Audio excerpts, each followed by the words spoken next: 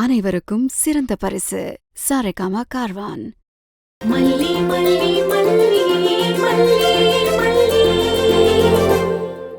அவ இது ஒரு கிச்சன் பாலிடிக்ஸா ஹேண்டில் பண்றதுதான் நமக்கும் நல்லது.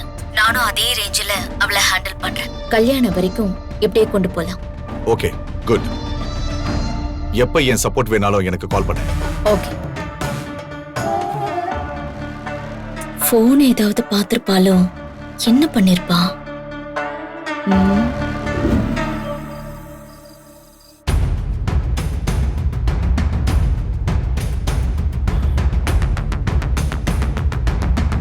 சாயந்தரம் லேப் முடிச்சிட்டு போறப்ப ரிசல்ட் கொடுத்துட்டு போறேன்னு சொன்னானே, இன்னும் காணுமே.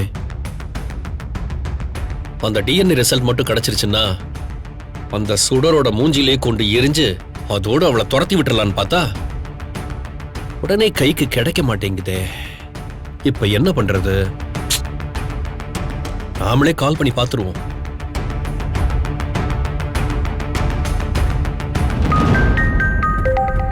மனோகர், சொல்லுங்க மனோகர் சார். சிவா, இன்னைக்கு ரிசல்ட் கிடைச்சிரும்னு சொன்னியேப்பா. சார், மிஷின் ரிப்பேர் ஆயிடுச்சு சார், இன்னைக்கு கிடைக்காது சார். ஏய், என்ன சிவா இப்படி பொறுப்பு இல்லாம பதில் சொல்ற? இது ஒரு பொண்ணோட வாழ்க்கை பிரச்சனைப்பா.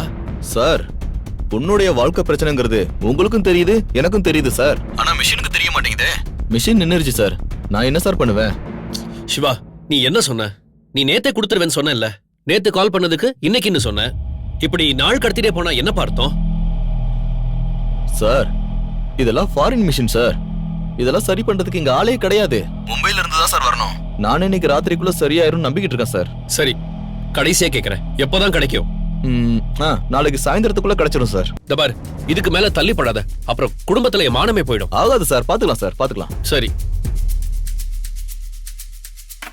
என்ன மனோகர், என்ன சொல்றாரு? நாளைக்கு தான் கிடைக்கும்னு சொல்றான். இன்னைக்கு கிடைக்கும்னு சொன்னாரே, அதுக்கு தானே இப்படி வீட்டுல உட்கார்ந்து இருக்கோம். ஏதோ மிஷின் ரிப்பேர் ஆயிடுச்சுன்னு சொல்றான். மனோகர், கேக்குறேன், தப்பா எடுத்துக்காதீங்க. ஆள் சரியான ஆள் தானே, நாம சோரம் போயிட மாட்டோமே. சச்சா, அதெல்லாம் எனக்கு ரொம்ப வேண்டப்பட்டவன் தான். அப்படிலாம் எதுவும் பண்ணிட மாட்டான். இல்ல, நாளை தள்ளி போட்டுக்கிட்டே இருக்கான், அதான் கேக்குறேன். அதெல்லாம் நடக்கதான் செய்யும் பாபு. இதெல்லாம் மிஷன் சம்பந்தப்பட்டது, நம்ம கையிலயா இருக்கு.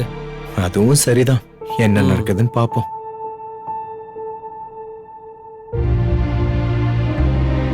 கல்யாண சம்பந்தமா ஏதாவது நடந்துகிட்டே இருக்கே. நாளைக்கு ப்ரீ வெட்டிங் ஷூட் வேற. கல்யாணத்துக்கும் ரொம்ப நாள் இல்ல. ஆனா இந்த மனோகரன் அந்த ரிப்போர்ட் பத்தி எதுவும் சொல்ல மாட்டேங்கிறாரே. ஐயோ, அது ஒண்ணுதானே நான் இப்போ நம்பி இருக்கேன். என்ன பண்றது?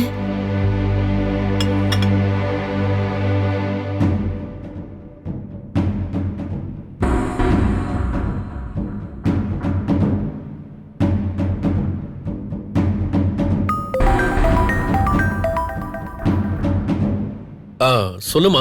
அண்ணன், அந்த டிஎன்ஏ ரிப்போர்ட் என்னாச்சு? அதையம்மா கேக்குற?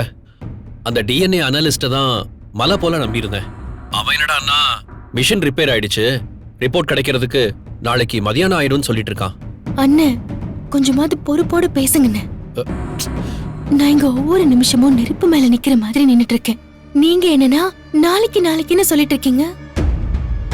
அந்த டிஎன்ஏ அனலிஸ்ட் 15வது நாள் டான்னு உங்க கையில ரிப்போர்ட் வந்துரும்னு சொன்னான். இது சயின்ஸ், டெய்லர் கடையிலன்னு சொன்னான். இப்படி பல டயலாக் விட்டாமா. அதனாலதாம்மா அவனை மலை போல நம்பி இருந்தேன். இல்லனா இன்னொரு பெரிய லேபா பார்த்து கொடுத்திருப்பேன் நானு. எல்லாம் சரின்னு. நாளைக்காவது ரிப்போர்ட் கிடைக்குமா கிடைக்காதா? புதன்கிழமை கல்யாணம்னு விஜய் அவ கழுத்துல தாலி கட்டிட்டா அப்புறம் ஒண்ணுமே பண்ண முடியாது. நானும் கிளம்பி வந்து அப்புறம் அண்ணன் வீட்லயே தான் இருக்கணும். மல்லி, அப்படிலாம் எதுவும் நடக்க விட்டுற மாட்டோமா, நீ எதுக்கும் கவலைப்படாத. இதோ பாருங்கண்ணே, நீங்க வீட்ல இருக்காதீங்க. இப்பவே கிளம்பி லேபுக்கு போங்க. அங்கே இருங்க, அங்கேயே தூங்குங்க. எனக்கு எப்படியோ ரிப்போர்ட் என் கைக்கு வரணும். சரி மல்லி, நீ சொன்ன மாதிரி கூடவே இருந்து அந்த ரிப்போர்ட்டை நான் வாங்கிட்டு வந்துடுறேம்மா. நீ தைரியமா இருமா.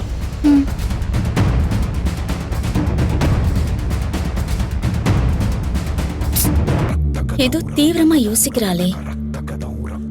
அடிக்கடி தனியா போறான், ஏதாவது பேசுறா. என்ன நம்ம மனசுல ஓடிக்கிட்டே இருக்கு. மல்லி அப்படியெல்லாம் ஈஸியா வாழ்க்கையை விட்டு கொடுக்கறவ இல்லையே. இப்படியே இவளை விடக்கூடாது. இந்த வீடியோ உங்களுக்கு பிடிச்சிருந்தா லைக் பண்ணுங்க, ஷேர் பண்ணுங்க, காமெண்ட் பண்ணுங்க. மறக்காம சரிகமா டிவி ஷோஸ் தமிழுக்கு சப்ஸ்கிரைப் பண்ணுங்க.